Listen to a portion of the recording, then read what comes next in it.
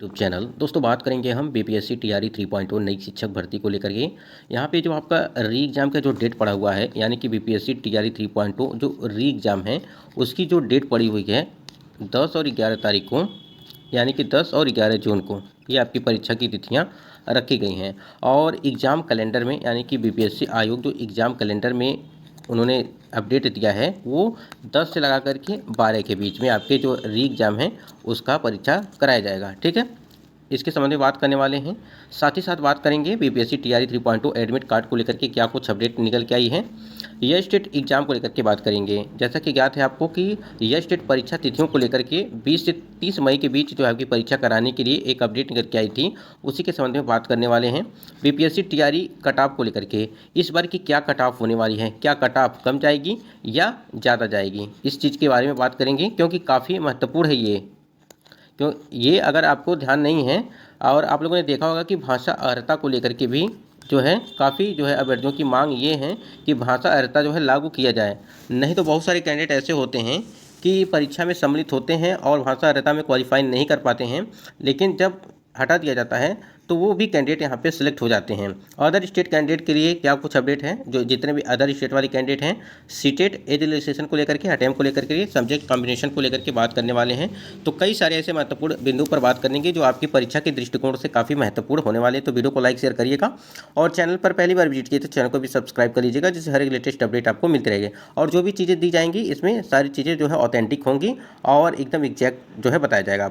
देखिए, सबसे पहले हम लोग बात करेंगे आपके एडमिट कार्ड को लेकर के, क्योंकि आपका एग्ज़ाम की जो तिथियां हैं 10 और 11 जून, आपके 10 और 11 जून को आपकी एग्ज़ाम की तिथियां रखी गई हैं। एक चीज़ समझिएगा, जिनका भी फॉर्म अच्छे से कंप्लीट होगा और उन्हीं का जो है एडमिट कार्ड जारी किया जाएगा। अगर कोई भी मिस्टेक होगा तो आगे चल करके आपको ही दिक्कत होने वाली है। यानी कि एडमिट कार्ड में अगर कोई दिक्कत होती है और करेक्शन के लिए आपको आता है, यानी कि अगर एडमिट कार्ड में कोई दिक्कत होती है और करेक्शन के लिए आपको कोई भी डेट आती है तो आप करेक्शन जरूर कर लीजिएगा। जैसे होता है ना कि आपकी फ़ोटो जो है ब्लर होती है, आपके स्पेलिंग में कुछ मिस्टेक होता है। और एक चीज़ आप लोगों ने देखा होगा, जब एडमिट कार्ड आपका जारी किया गया था बीपीएससी टीआरई 3.0 का, तो उसमें एक फॉर्मेट दिया गया था। ठीक है, यानी कि कोई भी अगर त्रुटियां हैं तो उसमें जो है उस फॉर्म को फिलअप करके सिग्नेचर और मोहर लगा करके आपको जो है परीक्षा केंद्र पर ले जाना था। उस चीज़ को भी आप लोग ध्यान रखिएगा। अगर आपको करेक्शन करने के लिए कोई डेट दी जाती है तो आप करेक्शन जरूर करिएगा। और एडमिट कार्ड की अगर बात करें तो एडमिट कार्ड आपका अगर 10 तारीख को परीक्षा है तो 7 को या तो 8 को, इस मतलब कि 7 तारीख को आपका जो है फाइनल जो एडमिट कार्ड होगा, यानी कि बीपीएससी टीआरई 3.0 का री एग्जाम का, वो आपका जारी कर दिया जाएगा। और यहाँ पे एक और सवाल है अभ्यर्थियों का कि जिनका भी परीक्षा छूट गया था या किसी कारण से वो परीक्षा नहीं दिए थे, क्या वो परीक्षा में सम्मिलित हो पाएंगे या नहीं हो पाएंगे। तो देखिए, जिनका भी परीक्षा छूट गया था या किसी कारण से परीक्षा में वो शामिल नहीं हो पाए थे तो वो भी परीक्षा दे सकते हैं। जी बिल्कुल, आप परीक्षा दे सकते हैं, आपका भी एडमिट कार्ड जो है जारी किया जाएगा। अगर आप लोगों ने परीक्षा किसी कारणवश छोड़ दिया या आप नहीं दे पाए तो आपको भी जो है इस भर्ती में फिर से जो है दोबारा मौका मिल गया है। यानी कि एक तरह से समझिए गोल्डन चांस यहाँ पे है, जिनका भी परीक्षा किसी कारणवश छूटा था या आप जानबूझ के परीक्षा नहीं दिए थे। ठीक है, और बहुत सारे कैंडिडेट ऐसे थे जो अटेम्प्ट को लेकर के, यानी कि आप लोगों ने देखा होगा अटेम्प्ट को लेकर के परीक्षा नहीं दिए थे, क्योंकि जब बीपीएससी टीआरई 3.0 का नोटिफिकेशन जारी किया गया था तो उसमें लिखा गया था कि 3 बार जो है आपको मौका मिलेगा, यानी कि टीआरई 3.0 की भर्ती में। इसको देखते हुए भी कैंडिडेट ने जो है यहाँ पे परीक्षा, बहुत सारे कैंडिडेट ऐसे थे जो परीक्षा छोड़ दिए थे। परीक्षा छोड़ने का एक ही कारण था, अगर वो परीक्षा, उनकी तैयारी अच्छी नहीं थी, अगर वो परीक्षा देते तो वो क्वालिफाई नहीं हो पाते। इस वजह से उन्होंने क्या हुआ कि अगर तैयारी अच्छी नहीं थी इसलिए उन्होंने परीक्षा छोड़ दिया। ठीक है, अब अटेम्प्ट काउंट कैसे हो रहा है इसको भी समझ लीजिए। देखिए, अगर आप परीक्षा में सम्मिलित हो गए, अगर आप पेपर दे लिए तो आपके अटेम्प्ट जो है वो काउंट हो जाएंगे। अगर आप लोगों ने परीक्षा छोड़ दिया और ठीक है, परीक्षा अगर छोड़ दिया तो आपके अटेम्प्ट काउंट नहीं होंगे। इस चीज़ से आप समझिएगा। तो आपका एडमिट कार्ड जो है वो 7 तारीख यानी कि 7 जून तक जो है वो आ जाएगा। अगर परीक्षा 10 और 11 जून को कराया जाता है तब, अभी देखिए कुछ सूचना मिल रही है कि आपका जो एग्ज़ाम डेट है वो भी आगे यानी कि एक्सटेंड होने के कगार पे है, क्योंकि जो है 4 तारीख को आपका जो है जो मतगणना है और माहौल किस प्रकार से क्या है, कैसे रहने वाला है, इसको देखते हुए आपकी डेट जो है एक्सटेंड भी हो सकती है।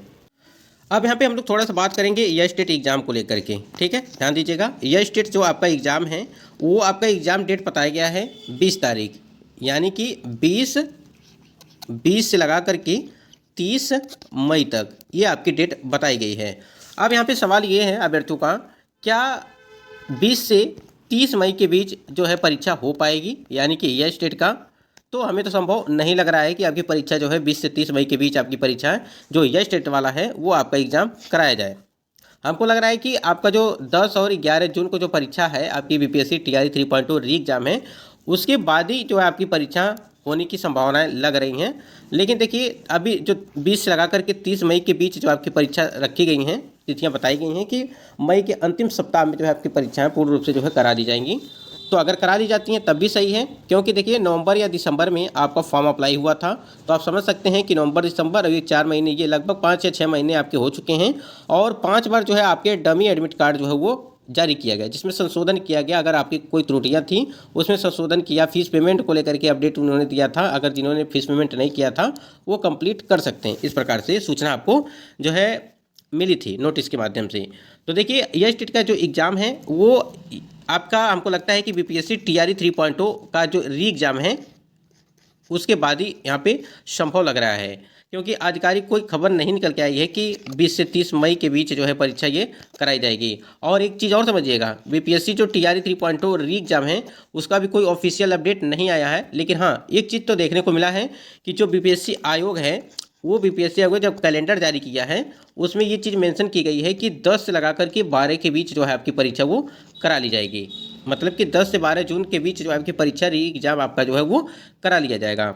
ये आपकी आधिकारिक मतलब कि ऑफिशियल साइट पे ये चीज़ मेंशन की गई है। लेकिन एक चीज़ और समझिएगा, जो आपका यह स्टेट का एग्ज़ाम था ये भी तो जो नोटिस में मेंशन किया गया था ऑफिशियल में कि आपका परीक्षा जो है 1 मार्च से लगा करके 20 मार्च के बीच जो है वो आयोजित किया जाएगा। लेकिन क्या हुआ, किसी कारणवश आपकी परीक्षा यह स्टेट का नहीं हुआ और डिले होते होते अब तक जो है ये महीना जो चल रहा है आपका अप्रैल मई अप्रैल, ठीक है, ये सारी चीज़ें यहाँ पे देखने को, यानी कि अप्रैल जो है मई, ये आपका मई चल रहा है तो मई ये आप स्टार्ट हो चुका है। और आप समझ सकते हैं कि देखिए नवंबर दिसंबर जनवरी ये आपका 5 से 6 महीने की जो टाइम यहाँ पे डिले किया गया है या स्टेट एग्ज़ाम में, तो कहीं ना कहीं हो सकता है कि आपका इसमें भी जो है टीआरई री एग्ज़ाम जो है इसका भी डिले हो सकता है।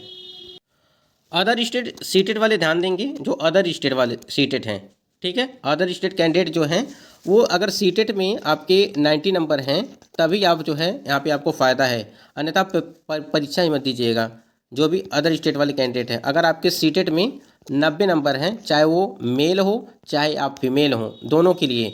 अब कुछ महिलाएं इसमें ये कहेंगी कि जो है यहाँ पे 82 नंबर रखा गया है मतलब कि फ़ीमेल के लिए। तो आप जो सोच रहे हैं, जो नोटिफिकेशन में मेंशन किया गया है वो सिर्फ बिहार की महिलाओं के लिए है, ये चीज़ समझिएगा। ये सिर्फ बिहार की महिलाओं के लिए हैं, न कि आप जो अदर स्टेट के कैंडिडेट हैं उनके लिए हैं। तो अदर स्टेट कैंडिडेट के लिए मेल और फीमेल दोनों के लिए आपके 90 नंबर सीटेट में होने चाहिए।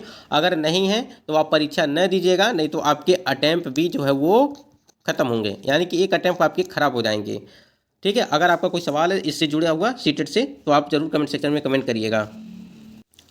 अगर यहाँ पे थोड़ा सा एज रिलैक्सेशन को लेकर के अगर बात करें, यानी कि आयु सीमा में छूट को लेकर के, तो इसमें क्या कुछ अपडेट है इसको बता देते हैं आपको। देखिए टीआरई 1 की भर्ती हुई और टीआरई 2.0 की भर्ती हुई। आपने हमें 10 वर्ष के लिए जो है आयु सीमा में छूट दिया, लेकिन जब टीआरई 3.0 की भर्ती आती है उसमें आपने हमें छूट नहीं दिया। इसको लेकर के इन्होंने पटना हाईकोर्ट में अभ्यर्थियों ने एक याचिका दायर की है इसको लेकर के कि ऐसा क्यों, मतलब कि जो ओवर एज हो चुके हैं, क्या उनका जो है ये जो कोर्स है जिन्होंने किया है, डीएलएड कोर्स किया है चाहे जो भी किया है, क्या वो इस परीक्षा में सम्मिलित नहीं हो पाएंगे, क्या उनका जो है ये करना बेकार हो गया है। तो इसके लेकर के तो देखिए यहाँ पे आयोग को और शिक्षा विभाग दोनों को यहाँ पे सोचना चाहिए कि यहाँ पे 10 साल के लिए जो है एज रिलैक्सेशन देना चाहिए, जिससे टीआरई 3 और टीआरई 4.0 भर्ती जो आने वाली आपकी उसमें वो सम्मिलित हो पाएँ। लगातार इसके प्रयास जारी है और 4.0 की भर्ती में जो है एज रिलैक्सेशन अगर 10 साल का नहीं मिलता है तो समझिए कि एक तरह से काफ़ी यहाँ पे अभ्यर्थियों का नुकसान होगा। लगभग 1 या 1.5 लाख के आसपास कैंडिडेट इसमें जो है